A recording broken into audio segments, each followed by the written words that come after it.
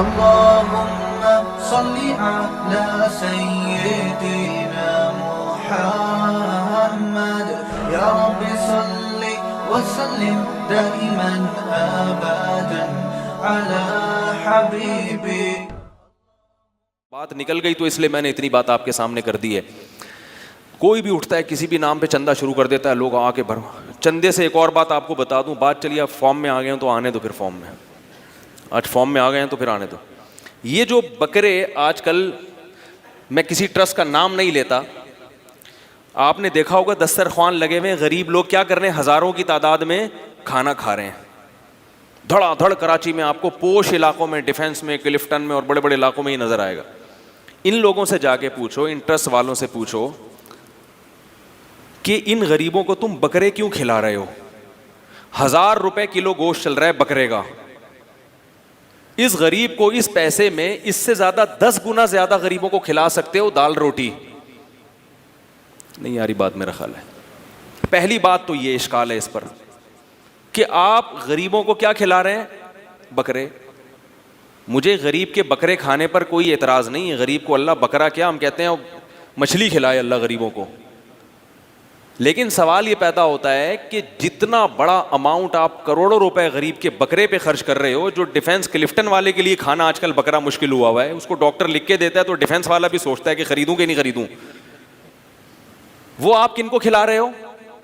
تو اتنا اماؤنٹ جو آپ خرچ کر رہے ہو, اس سے اگر یہی اماؤنٹ آپ غریبوں پر کسی اور طریقے سے خرچ کر دیتے تو ان کی حاجات اس سے 10 گنا زیادہ غریبوں کو کھلایا جا سکتا ہے. اگر آپ ان کو آلو گوشت کا سالن کھلا دو, یا کوئی بھی مرغی کھلا دو ان کو آپ, یا دال کھلا دو. پہلا اعتراض تو یہ ہے. تو ہمیں اس ٹرسٹ پر اعتراض نہیں ہے. لوگ جو اس قسم کے ٹرسٹ کے ساتھ تعاون کرتے ہیں ان پر اشکال ہے کہ بالکل آنکھیں بند کر کے نا ہماری قوم سے جو بھی چندہ مانگ لے فوراً پیسے پکڑا دیتے. میرے پاس کتنے لوگوں کی کال آتی ہیں, برما کے لیے پیسے آپ کو تو نہیں چاہیے. تو بھائی مجھے نہیں سمجھ میں آ رہا. ویسے تو برما میں نے ایک اعلان کیا تھا کہ کوئی قابل اعتماد میری نظر میں نہیں ہے, لیکن بعد میں ایسا الحمدللہ ایسے لوگ مل گئے. لیکن فی الحال دوبارہ وہاں سے کوئی ایسے مطالبہ نہیں آتا کہ چندہ بھیجا جائے ان لوگوں کے لیے. آتا ہے تو پھر بتا دیا جاتا ہے آپ کو. لیکن لوگوں کی حالت یہ ہے کہ کوئی بھی کھڑا ہو کر ان کی جیب سے پیسے نکلوا لے, یہ نکال کے اس کو آرام سے دے دیتے ہیں. اتنا دل خراب ہوتا ہے کہ اللہ کتنی خون پسینے سے انسان کا. اگر آپ کے پاس فالتو پیسہ آ گیا ہے, فالتو پیسہ ہے, آپ سمجھتے ہیں کہ یہ وراثت میں فری میں مل گیا, تو بھائی ہمیں دے دو. وہ مولوی صاحب یہ مجھ سے سنبھل نہیں رہا, یہ فالتو ہے. میں نے کہا کہ اب پھینکنے میں جا رہا تھا اس کو پھینکنے کے لیے, تو بھائی ہمیں دے دو یار, ہم اس کو صحیح جگہ خرچ کر دیں گے انشاءاللہ, کھائیں گے نہیں. اور اگر ہم پر اعتماد نہیں ہے کسی اور کو دے دو. اس پر اعتماد نہیں ہے, سب سے بہتر تو یہ کہ کسی کو نہ دو, خود جا کے مستحق کو تلاش کرو. نہ مجھے دو نہ کسی اور کو دو, خود مستحق کو جا کے تلاش کرو. جو بھی آتا ہے آپ اس کو پیسے پکڑا دیتے ہیں. تو میں یہ عرض کر رہا تھا, پہلی بات یہ کہ غریب کو بکرے کیوں کھلا رہے ہو اتنا. ایک بیمار آدمی کے لیے جو کولیسٹرول کا مریض ہے, دل کا مریض ہے, اسے ڈاکٹر کہتا ہے کہ بکرے کا گوشت کھاؤ, حکیم کہتے ہیں بکرے کا گوشت کھاؤ. وہ جب جاتا ہے نا اپنے بلڈ پریشر کو لو کرنے کے لیے کہ بکرا کھاؤں گا میں, بکرے کی قیمت سن کے اس کا بی پی ہائی ہو جاتا ہے. اور ادھر وہ دیکھتا ہے کہ غریب مسکین پھٹے پرانے ہوئے کپڑے والے لوگ کیا کر رہے ہیں, دبا دبا کے بکرے نوچ رہے ہیں. تو اور بی پی کیا ہو گیا, ڈبل, کہ یار ان کو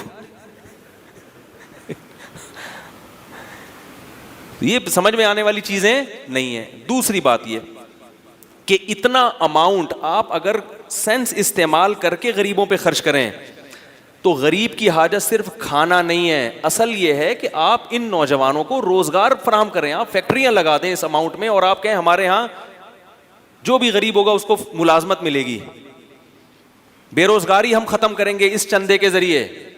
پھر آپ بتائیں کہ ہم نے اتنے کروڑ روپے میں دیکھو یہ فیکٹری بنائی ہے, اس میں یہ مصنوعات بن رہی ہیں, اور اس میں ہم نے 1000 لوگوں کو روزگار فراہم کیا. اس کا ایک فائدہ یہ ہوگا کہ لوگوں میں اپاہج پن ختم ہوگا. میرے پاس رپورٹیں آ رہی ہیں کہ فیکٹریوں میں بہت سارے لوگوں کو اب مزدور نہیں مل رہے کام کرنے کے لیے, کیونکہ مزدوروں کو فری پھوکٹ کا 2 ٹائم کا کھانا مل رہا ہے, تو وہ بیچارے جو پہلے بھوک کی وجہ سے محنت مزدوری کر لیا کرتے تھے, انہوں نے بھی جب بکرے مل رہے ہیں ان کو فری پھوکٹ میں, تو انہوں نے مزدوری کرنا چھوڑ دی. اور اس میں یہ بتایا بھی جاتا ہے کہ یہ زکوٰۃ کا نہیں ہے, اس سے مالداروں کی نیتیں بھی خراب ہوتی ہیں کہ یار جب زکوٰۃ کا نہیں ہے تو گزرتے ہوئے دیکھتے ہیں دائیں بائیں کو, دیکھ تو نہیں رہا ہے بھائی, چلو بھائی پھوڑ لو بیٹھ کے. یہ تو جب ہے کہ جب فرض کرو یہ سارے غریب ہی ہیں, ورنہ اس کی کیا گارنٹی کہ یہ سارے غریب بیٹھے ہوئے ہیں. ہماری قوم میں سب نہیں, ایسے ایسے پوستی لالچی لوگ موجود ہیں جو 1-1 روپیہ بچا کے رکھتے ہیں, کروڑوں روپے کے مالک ہیں. تو کیا وہ یہ فری میں جا کے نہیں کھاتے ہوں گے کھانا؟ کیسے سمجھائیں بھائی؟ کیا ہمارے ملک میں اس قسم کے لوگ ہول سیل کے حساب سے ہیں یا نہیں ہیں, جن کو فری میں کھانا ملے تو وہ 1 روپیہ بھی خرچ نہ کریں جبکہ ان کے بینک میں کروڑوں روپے پڑے ہوئے ہوں؟ ایسے لوگ بہت ہیں, کروڑوں روپے مگر خرچ نہ بیوی پہ خرچ کرتے ہیں نہ بچوں پہ خرچ کرتے ہیں. تو ان کو تو جب یہ ملے گا وہ تو بہت اچھی طرح سے کھائیں گے. تو یہ تیسرا اشکال ہے کہ یہ بھی یقین نہیں ہے کہ یہ سارے کیا ہوں, غریب ہوں. اس میں بہت سارے مالدار بھی ہوتے ہیں جو بیٹھ کے بکرے پھوڑ رہے ہوتے ہیں. چوتھا اشکال اس پر, یہ تیسرا اشکال پتہ نہیں نمبر دائیں بائیں ہو رہے ہیں. دوسرا, لوگوں کو کیا بنایا جا رہا ہے؟ اپاہج بنایا جا رہا ہے کہ اتنی بڑی تعداد جو ملازمت کرتی, آپ یہ بھی تو دیکھیں جو ہٹا کٹا ہے اس کو یہاں آنے کی اجازت بولو نا, یہ بھی نہیں ہونی چاہیے. ہٹے کٹے آدمی کو اجازت نہیں ہے, جاؤ کماؤ جا کے. یہ ٹھیک ہے کہ جو آدمی مستحق نہیں ہے اس کو بھی صدقہ دینے کا ثواب ملتا ہے, زکوٰۃ نہ ہو صدقہ دینے کا ثواب ملتا ہے. اگر آپ نے کسی ایسے کو پیسے پکڑا دیے جو مستحق نہیں ہے تو بھی ثواب ملے گا, کسی کے ساتھ بھی آپ احسان کریں تو ثواب ملتا ہے. تو انفرادی طور پر, جزوی طور پر تو یہ درست ہے. تبھی تو میں کہتا ہوں رشتہ داروں میں جو مستحق نہیں بھی ان کو بھی کھلا دیا کرو, ان کو بھی دے دیا کرو. دوست احباب میں کوئی دیکھو کہ دوستی یاری ہے, اگرچہ غریب نہیں ہے پھر بھی چلو اس کو ہدیہ دے دیا آپ نے, چلتا ہے. لیکن جب اجتماعی سطح پہ یہ کام شروع ہو جائے گا, انفرادی طور پر کسی کام کا ہونا ایک الگ چیز ہوتا ہے, اور اجتماعی سطح پہ ایک قوم میں رواج پڑ جانا, اس کا نقصان زیادہ ہے اور فائدہ کم ہے. ممکن ہے کوئی یہ اشکال کرے کہ وہاں حرم میں بھی تو دسترخوان لگتے ہیں, حرم میں بھی تو لوگ کھلاتے ہیں, تو وہاں سارے مسافر ہوتے ہیں. اور دوسرا, حرم مسجد حرام ہو یا مسجد نبوی, اس کے وہ ایک الگ چیز ہے, وہ تو اس کو کی تو یہ تعبیر ہے کہ رسول اللہ صلی اللہ علیہ وسلم کا دسترخوان ہے. بھائی کوئی آدمی اگر اس لیے کھلائے کہ وہاں جو زیارت کرنے کے لیے لوگ آئے ہیں ان کا پیسہ بچ جائے, تو یہ سوچ بہرحال اچھی ہے. وہ اپاہج نہیں ہے جو اتنی دور سے سفر کر کے اپنا پیسہ خرچ کر کے عمرہ کرنے گئے ہیں. اور اکثر وہاں افطاری کھلائی جاتی ہے, تو روزے دار کو افطار کرانا تو وہ تو ٹھیک ہے, وہ کہیں بھی کرا سکتے ہیں آپ. پورے سال دسترخوان چلتا رہے اور بکرے کا وہ بھی چلتا رہے, یہ چیز اس کو آپ اس پر قیاس نہیں کر سکتے. اور ایک اہم بات یہ بھی ہے اس میں کہ مرد جب روٹی نہیں ملتی نا اس کو, جب فیکٹری میں کماتا ہے تو کمانے میں اللہ نے برکت رکھی ہے, بھیک میں اللہ نے برکت نہیں رکھی. جب وہ کماتا ہے تو اتنا کما لیتا ہے کہ اپنا بھی پیٹ بھرتا ہے, بیوی بچوں کا بھی بھرتا ہے. اور جب وہ کسی ٹرسٹ کے ذریعے فٹ پاتھ پہ بیٹھ کے کھائے گا تو پھر اپنے پیٹ کی فکر کرے گا, بیوی بچوں کی بولو بھائی بھول جائے, یا تو ان کو بھی بھکاری بنائے گا کہ تم بھی ادھر آ جایا کرو. تو یہ بڑے بڑے نقصانات ہیں اس میں. اور ایک آخری بات یہ بھی ہے اس میں کہ اس سے بکرے کے ریٹ آسمانوں پہ چڑھ رہے ہیں, کیونکہ اللہ نے ہر چیز کو ایک اندازے سے پیدا کیا ہے. انا کل شیء خلقناہ بقدر, ہر چیز اندازے سے. جب اتنا بکرا کٹے گا تو ظاہر ہے کہ طلب کے مقابلے میں جو سپلائی ہے, جو رسد ہے, وہ کم ہو جائے گی. ڈیمانڈ زیادہ ہے اور سپلائی کم ہے تو ریٹ بڑھ رہے ہیں. تو 1000 روپے کلو, اب تو 4000 تک نہ پہنچ جائے کہیں. یہ کاٹ کاٹ کے کھلائے جا رہے ہیں اور نتیجہ کیا نکل رہا ہے؟ ریٹ آسمانوں پہ چڑھ رہے ہیں. اور ایک آخری بات یہ کہ ان لوگوں سے کوئی جا کے پوچھے کہ آپ جو اتنا پبلک کو کھلا رہے ہو, یہ تھر میں ایسے ایسے علاقے ہیں, اندرون سندھ ایسے ایسے علاقے ہیں جہاں لوگ بھوک سے مر رہے ہیں. ایسی بھی رپورٹیں ہیں کہ بھوک سے بچے سال میں اتنی تعداد میں بچے مر جاتے ہیں. تو یہ دسترخوان وہاں کیوں نہیں لگتے؟ وہاں اس لیے نہیں لگتے کہ وہاں سیٹھ لوگ دیکھتے نہیں ہیں, تو چندہ بولو نا بھائی ملتا نہیں. ایسی جگہ دسترخوان لگاؤ کہ پوری دنیا دیکھے گی اور کہے گی یار دسترخوان ہے، یہ ایک بکرا میری طرف سے بھی. ٹھیک ہے پبلسٹی بھی جائز ہے تاکہ لوگوں کو اعتماد پیدا ہو. تو آپ کو چاہیے کہ آپ تھر کے علاقے، اندرون سندھ میں یا ایسے علاقوں میں، بلوچستان میں سبی ہے، ایسے ایسے غریب لوگ، وہاں جا کے دسترخوان لگائیں لمبے لمبے، ان کو کھلائیں آپ، اور پھر بے شک ان کی ویڈیو بھی فیس بک پہ ڈال دیں آپ اپنی پبلسٹی کے لیے تاکہ لوگوں کو اعتماد آئے آپ کے اوپر.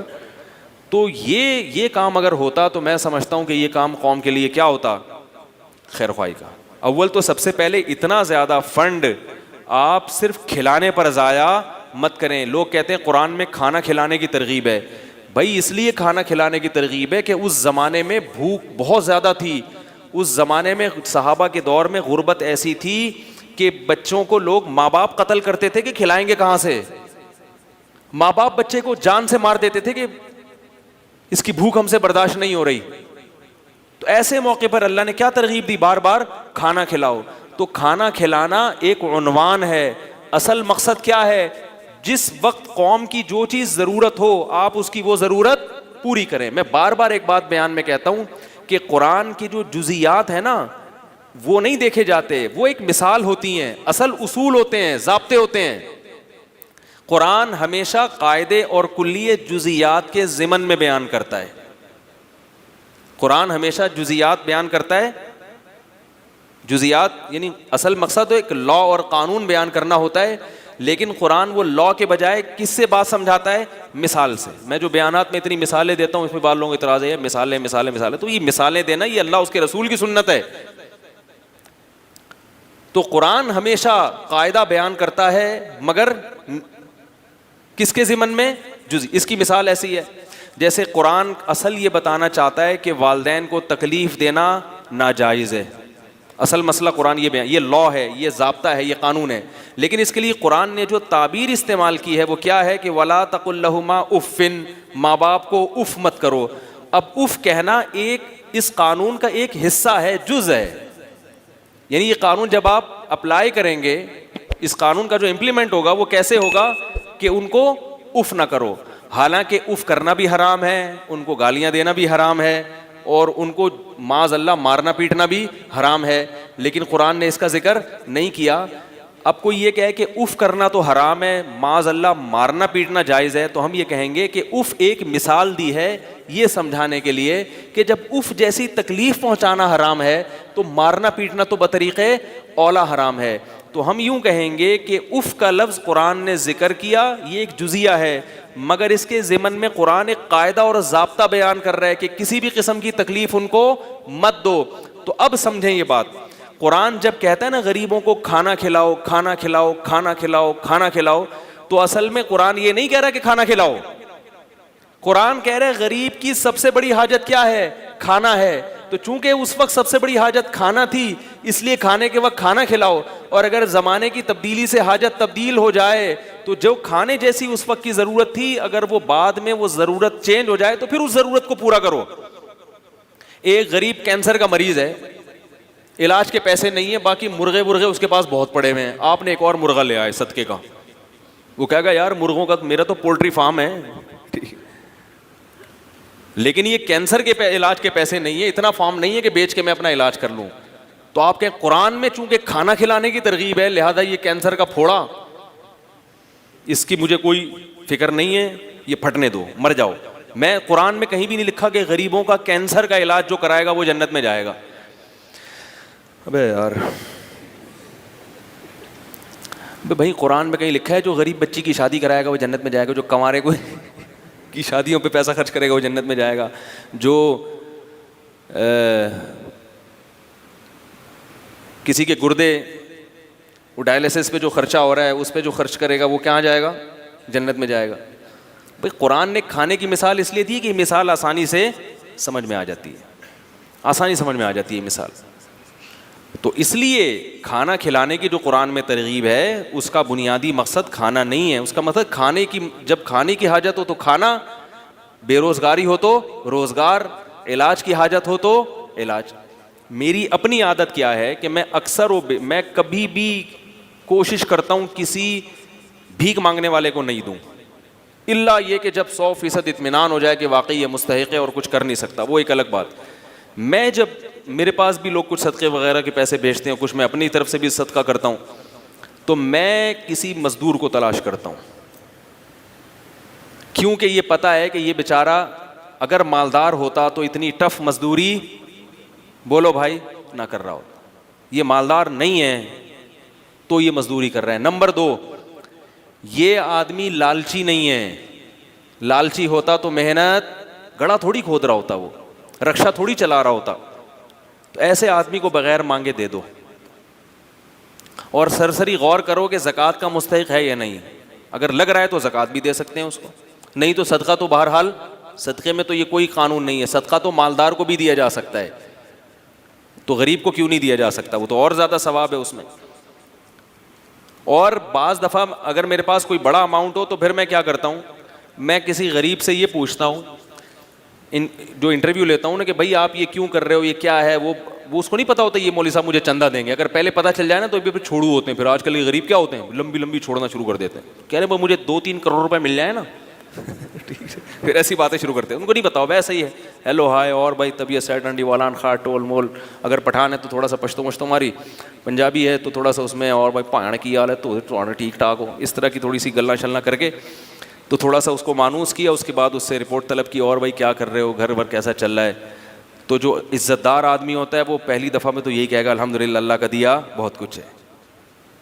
اب یہ نہیں کہ ہم بھاگ گئے، اس کا مطلب ہے بندہ سفید پوش ہے، اللہ کا شکر ادا کر رہے ہیں. تو بھائی اللہ کا دیا ماشاءاللہ بہت کچھ ہے. بچے کتنے آپ کے؟ جی 2-3 درجن بچے ہیں ماشاءاللہ. ایک مثال دے رہا ہوں، ویسے ہوتے نہیں کسی کے.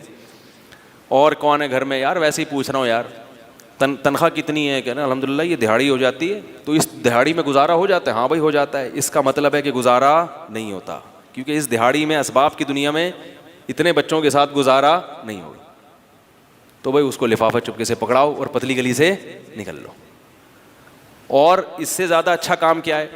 بعض دفعہ یہ بھی میری کوشش ہوتی ہے، کبھی اس میں کامیاب ہوتا ہوں کبھی نہیں بھی ہوتا، اور کبھی یہ کوشش نہیں بھی کرتا، ٹائم ہی نہیں ہوتا. لیکن میں اس لیے آپ کو بتا رہا ہوں کہ بھائی یہ کام کریں گے تو انشاءاللہ انسانیت کی خدمت ہوگی، اپنی قوم کی خدمت ہوگی. اور اپاہج نہ بنائیں لوگوں کو. پھر میں اس سے کہتا ہوں کہ یار یہ آپ اس سے آسان کام کیوں نہیں کر لیتے؟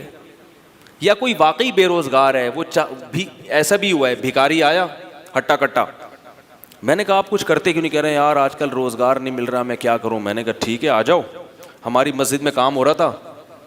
میں نے کہا یار یہ سارا کام یہاں نمٹا دو، یہ کر لو، یہ گڈھا آپ کھود دو. آپ مجھ سے 100 روپے مانگ رہے ہو، میں آپ کو 2000 روپے دے دوں گا ایک دن کے، یا 3000 روپے دے دوں گا ایک دن کی دہاڑی. اب فوراً پتلی گلی سے نکل لیا. بھائی جب آپ ہٹے کٹے ہو، آپ کی باڈی سے لگ رہا ہے کہ آپ کدال کسی کے سر پہ بھی مار سکتے ہو، اتنی طاقت ہے. ہمارے نبی صلی اللہ علیہ وسلم کے پاس ایک صحابی آئے بھیک مانگنے کے لیے، صحیح حدیث ہے. لوگوں کو وہ حدیثیں تو یاد ہوتی ہیں جس میں صدقے کی ترغیب ہے، وہ بھی حدیثیں یاد رکھنی چاہیے. صدقہ کرنا چاہیے، اسٹائل یہ ہونا چاہیے، انداز یہ ہونا چاہیے جو میں آپ کو بتا رہا ہوں. صحابی آئے، انصاری صحابی، عرض کیا یا رسول اللہ گھر میں کیا ہے؟ فاقے، کچھ بھی نہیں ہے کھانے میں. وہ واقعی بیچارے مستحق تھے، انہیں تو نبی ویسے ہی دے دیتے نا، وہ جھوٹ تھوڑی بول رہے تھے نبی کی خدمت میں آ کے. کچھ بھی نہیں ہے گھر میں. آپ نے فرمایا کچھ تو ہوگا، سب صحابہ بیٹھے ہوئے ہیں، کچھ تو ہوگا. فرمایا صرف ایک پیالہ ہے. ظاہر ہے وہ پیالہ ہے جس میں ڈال کے کھانا کھاتے ہیں، وہی اگر بیچ دیں تو کھانا آئے گا تو پلیٹ ہی نہیں رہے گی گھر میں، برتن ہی نہیں رہے گا. آپ صلی اللہ علیہ وسلم فرمایا وہ پیالہ اٹھا کے لے آؤ. کیا کرو؟ یہ حدیث تو پیالے کے بارے میں، آپ نے جب کسی کو دیکھنا ہے تو آپ نے اپنے حساب سے اسے انٹرویو لے کے، یہ نہیں کہ پیالہ اٹھا کے لے آؤ کیونکہ حدیث میں آ رہا ہے. حدیث کے ظاہر کو نہیں لیا جاتا ہر جگہ. اسی وجہ سے امام ابو حنیفہ کا فقہ ہمیں بہت اچھا لگتا ہے. ضروری نہیں سب کو اچھا لگے، جن کو اچھا نہیں لگ رہا ہم ان کو بھی مسلمان سمجھتے ہیں، لیکن ہمیں امام حنیفہ کا فقہ اس لیے اچھا لگتا ہے کہ امام حنیفہ حدیث کے ظاہر کو نہیں لیتے، بہت گہرائی میں جاتے ہیں. میں تو خود فقہ حنفی کو چونکہ کئی سالوں سے پڑھا رہا ہوں، میں جب ابتدا میں جب میں مولوی بننے کے لیے مدرسے میں بیٹھا تھا تو میں امام ابو حنیفہ کے فقہ سے ایسے ہی بدگمان تھا جیسے عام لوگ بدگمان ہوتے ہیں کہ وہ حدیث کے خلاف ہے. میرا بھی یہی تھا. لیکن جب میں نے گہرائی میں جا کے پڑھا تو مجھے لگا کہ امام حنیفہ بڑے ہی خاندانی فقیہ تھے, حدیث کی روح کو سمجھتے ہیں امام حنیفہ رحمہ اللہ تعالی, بہت گہرائی میں جاتے ہیں, اس لیے اتنی جلدی فقہا سے بدگمان نہ ہو جایا کریں. خیر, اب کیا ہے کہ رسول اللہ صلی اللہ علیہ وسلم نے ان سے کہا کہ جاؤ کیا لے کر آؤ, پیالہ. وہ لے آؤ اٹھا. نبی نے ان کو طریقہ سکھا رہے ہیں, کیسا پیارا آپ صلی اللہ علیہ وسلم کی تعلیم کا انداز تھا. آپ یہ بھی تو کہہ سکتے تھے بھائی اس پیالے کو بیچو, یہ خریدو, یوں کرو جاؤ. تو آپ نے معلم کو بھی بتا دیا کہ تم نے غریب کو صحیح راستہ بھی دکھانا ہے اور اس کے ساتھ اس راستے میں تعاون بھی کرنا ہے. وہ بیچارہ کانفیڈنس نہیں ہوتا, آپ نے اس کو سمجھا کے نکل لی ہے, وہ کنفیوز ہے یار میں نے کیا کرنا ہے. ہر آدمی میں کانفیڈنس نہیں ہوتا, قوت فیصلہ نہیں, تو آپ نے بتا دیا کہ اس کے ساتھ تعاون کرنا ہے, اس کی حوصلہ افزائی کرنی ہے. تو آپ یہ نہیں آپ صلی اللہ علیہ وسلم نے فرمایا کہ جاؤ وہ پیالہ بیچو اور یہ کرو اور وہ کرو اور خود ہی کر لو سارا کچھ. فرمایا لے آؤ, جیسے جیسے کہہ رہا ہوں نا ویسے ویسے گویا انگلی پکڑ کے چلانا سکھا رہے ہیں, بھیک سے انگلی پکڑ کے چھڑوا رہے ہیں. یہ زیادہ بڑی خدمت ہے. اگر آپ صلی اللہ علیہ وسلم ان صحابی کو کھانا دے دیتے, صدقہ دے دیتے, اگلے دن پھر آ جاتے, وہ تو کھاؤ ختم. اور تھوڑے دنوں میں کیا ہوتا, ان کی زوجہ بھی یہی, بچے بھی یہی کر رہے ہوتے. یہ بھیک ایسی بیماری ہے جو نسلوں میں چلتی ہے. خاندانی بھکاری ہوتے ہیں بعض لوگ, کہہ رہے ہمارے ابا بھی یہی کام کرتے تھے. ٹھیک ہے نا. تو نبی صلی اللہ علیہ وسلم نے فرمایا جاؤ پیالہ اٹھا کے لے آؤ. وہ صحابی پریشان ہے, کیا ہوگا بھائی, ٹھیک ہے نبی نے کہا ہے لے آئے. آپ صلی اللہ علیہ وسلم نے فرمایا اسے کون خریدے گا. ہر چیز کا کوئی نہ کوئی طلبگار ہوتا ہے. ایک صحابی نے فرمایا 1 درہم میں یہ مجھے دے دیں. آپ نے فرمایا اس سے زیادہ میں کون خریدے گا. بھائی اب بزنس کا تو اصول ہے نا, سرمایہ چاہیے تو جتنا زیادہ سرمایہ لے سکتے ہو. ارے یار بھائی بزنس کا تو اصول ہے, حلال سرمایہ ہے. تبھی یہ یاد رکھو اسلام نے کسی چیز کی قیمت متعین نہیں کی ہے.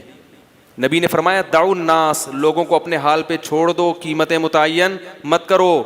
ان اللہ هو المسعر, اللہ چیزوں کی قیمتیں خود متعین کرتا ہے. جس چیز کی قیمت اللہ نے بڑھانی ہوتی ہے مارکیٹ سے شارٹ کر دے گا اس کو, جس چیز کی قیمت اللہ نے گھٹانی ہوتی ہے مارکیٹ میں اللہ اس کو وافر مقدار میں پھینک دیتے ہیں. اس لیے اصل اصول یہی ہے کہ کسی چیز کی قیمت متعین نہیں ہے. آپ جو اپنی چیز دھوکہ نہ ہو اس میں, جس قیمت پہ چاہے بیچیں. لوگ کہتے ہیں وہ تو پھر اتنی قیمت چیز مہنگی ہو جائے گی, بھائی وہ آپ سے نہ خریدے, وہ ساتھ والے سے خرید لے. کیا خیال ہے؟ تو وہ تو خود بخود, ہاں گڑبڑ جب ہوگی جب تاجر مل کے آپس میں ایکا کر لیتے ہیں, معاہدہ کر لیتے ہیں کہ اس سے کم پہ نہیں بیچنا, یہ ناجائز ہے. اسی وجہ سے پھر حکومت کو انوالو ہونا پڑتا ہے, چیزوں کی قیمتیں متعین کرتی ہے. تو آپ صلی اللہ علیہ وسلم نے فرمایا کون خریدے گا. ایک صحابی نے کہا 1 درہم میں.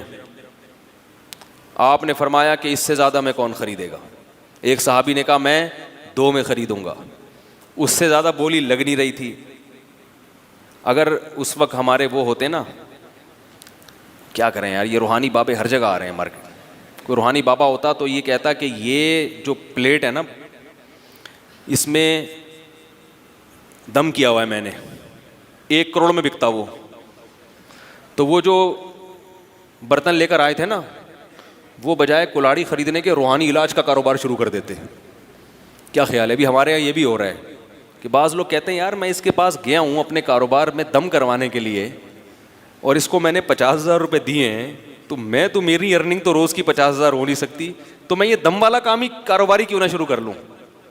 میں بھی لوگوں کو کاروباری مشورے دوں, وہ دم کرا کے دمادم ہو جائے گا, ٹائٹ والا کام. تو اس لیے میں کہتا ہوں کہ جو روحانی علاج والوں کے پاس اگر کاروبار میں برکت کے لیے جا رہے ہو تو بھائی روحانی علاج ہی شروع کر دو, تو ایسے ٹائٹ کاروبار ہو جائے گا. لیکن یہ گھٹیا کام ہے, روحانی علاج گھٹیا کام نہیں ہے. یہ جو اس طریقے سے لوگوں کو بیوقوف بنانا, یہ گھٹیا کام ہے. خیر, تو آپ صلی اللہ علیہ وسلم نے فرمایا اس سے زیادہ میں کون خریدے گا. صحابی نے کیا کہا, میں 2 درہم میں. 2 درہم میں خریدا. 2 درہم آپ صلی اللہ علیہ وسلم نے ان صحابی کو دیے.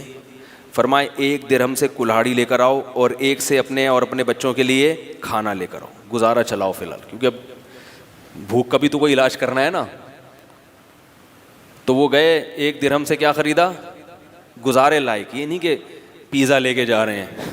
آج یہ بھی ہوتا ہے, اپنی حرکتیں ٹھیک نہیں ہیں, اتنی ارننگ نہیں ہے جتنا گھر میں خرچہ شروع کر دیا, اور کہہ رہے ہیں خرچے ہی نہیں پورے ہو رہے, خرچے ہی نہیں پورے. اور کہاں سے پورے ہوں گے بھائی آپ کے؟ آپ کی اوقات, دکان آپ کی پکوڑوں کی ہے اور باتیں کیا کر رہے ہو؟ کروڑوں کی باتیں کر رہے ہو.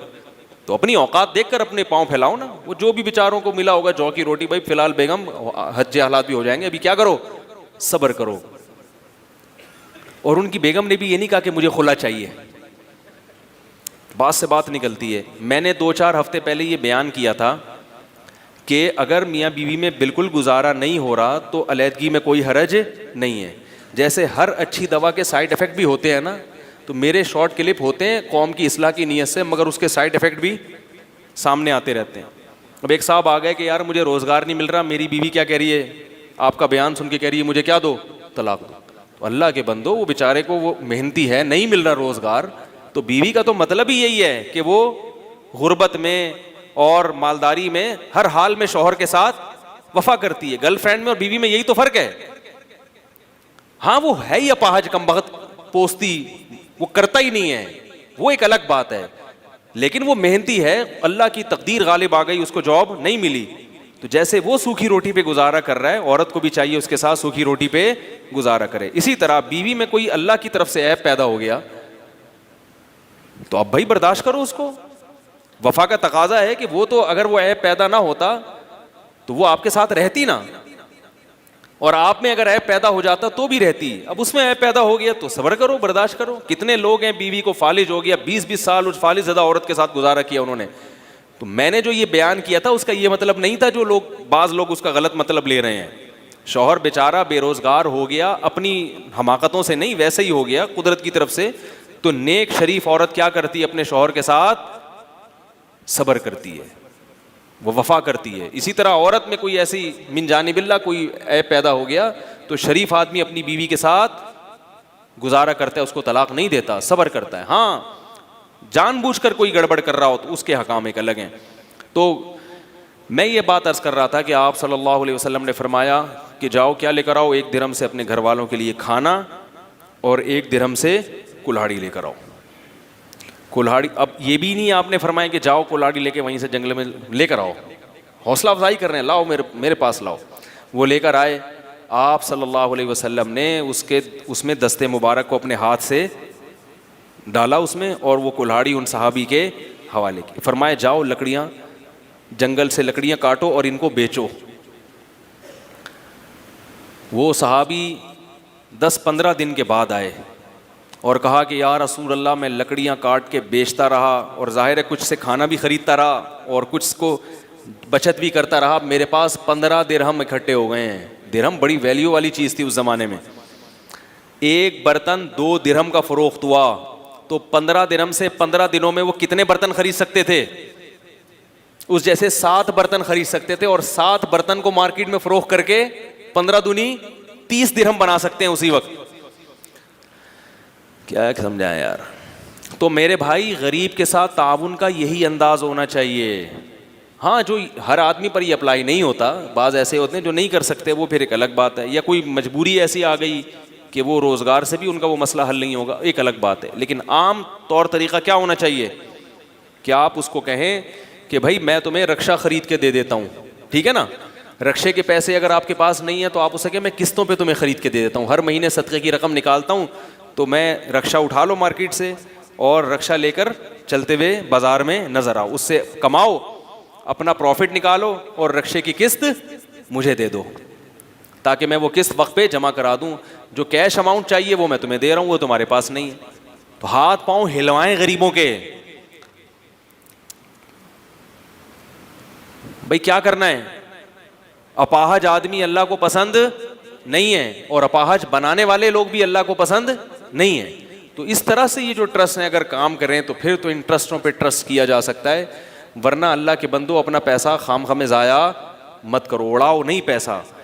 اور صدقے کے بکرے پہ تو میرے ویسے ہی بیانات ہو چکے ہیں بہت سارے, تو بات کہاں سے چلی تھی.